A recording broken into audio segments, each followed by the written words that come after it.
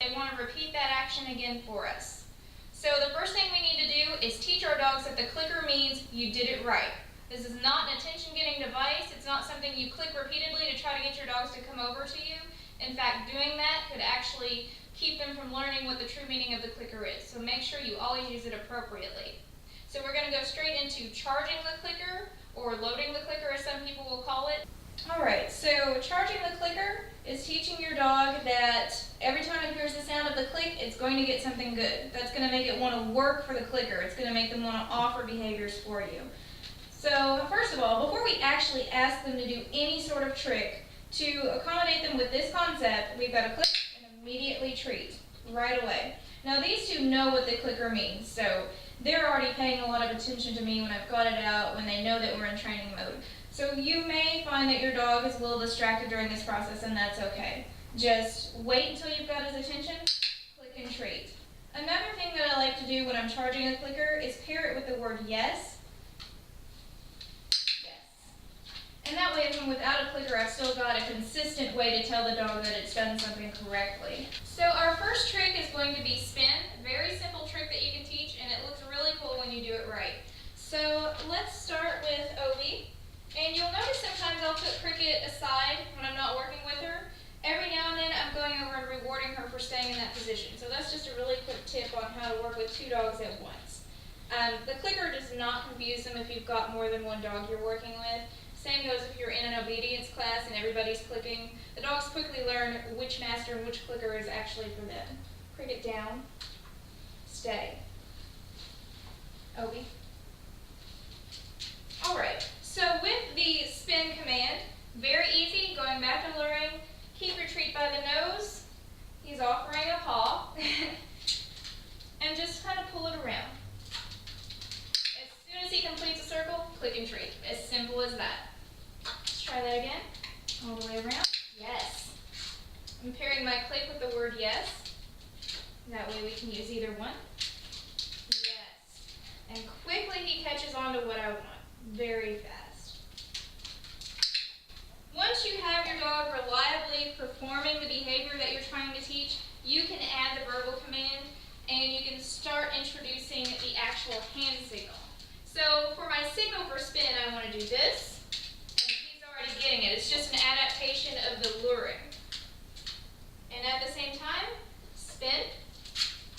Yes, very good. So Obi's really got the idea of his trick now. Obi, spin. Yes.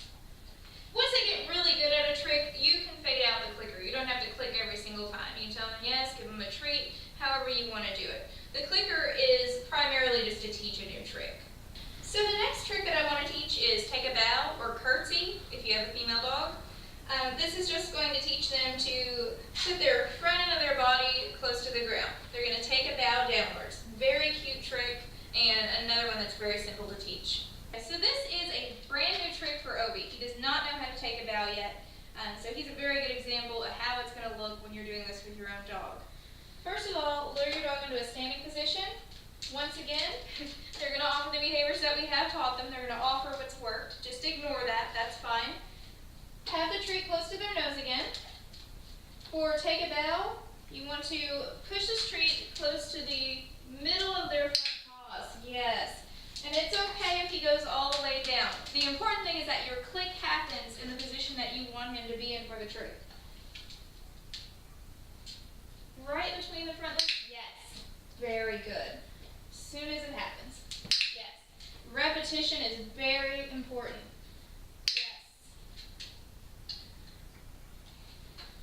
Ready? Take it out. Yes, good boy, we got it. That's so good. Oh, good boy.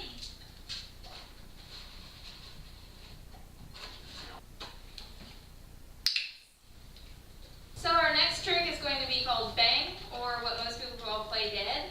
We want to teach our dogs to basically flop over when we give the hand signal and say bang. It's a very cute trick. It's one that a lot of people want to teach their dogs.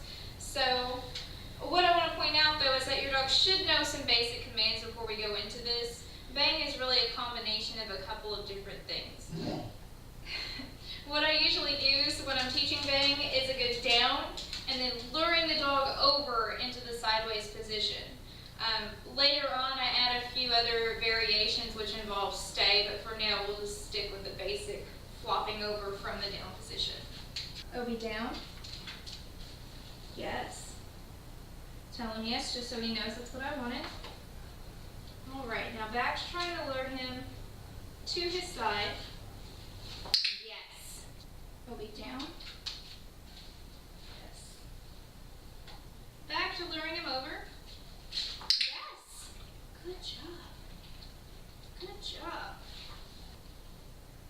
Bang. Yes.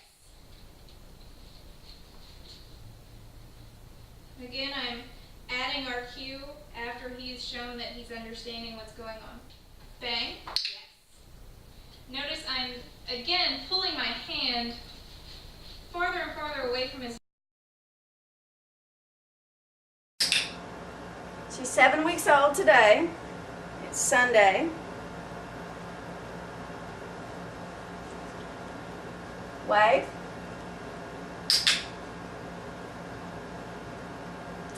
Wave.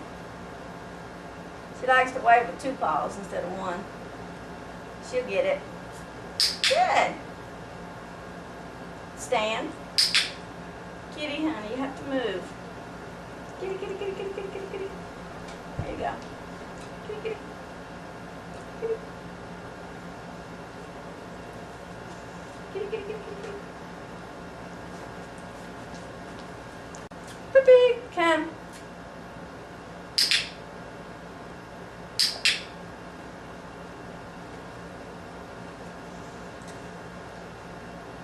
Sit.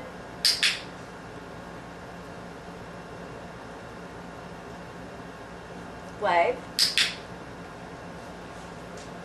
She's medium drive. Wave. Wave.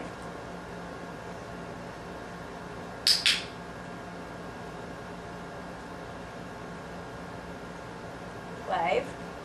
Good.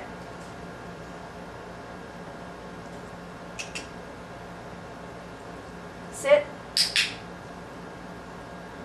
Wave. When it cools off this evening, I'll film them. It's just too hot to film them playing outside right now.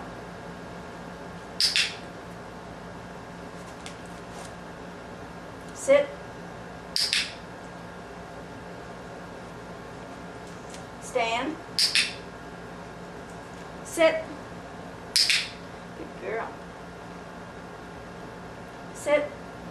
Good. Just started to learn down. So we're still luring. They usually learn down between 7 and 8 weeks. Down.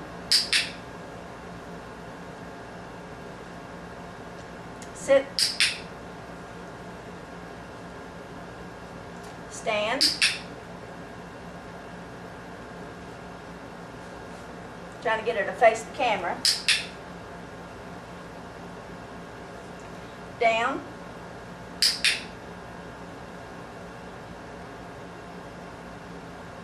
Down. This is just the beginnings of the down. Stand. Come.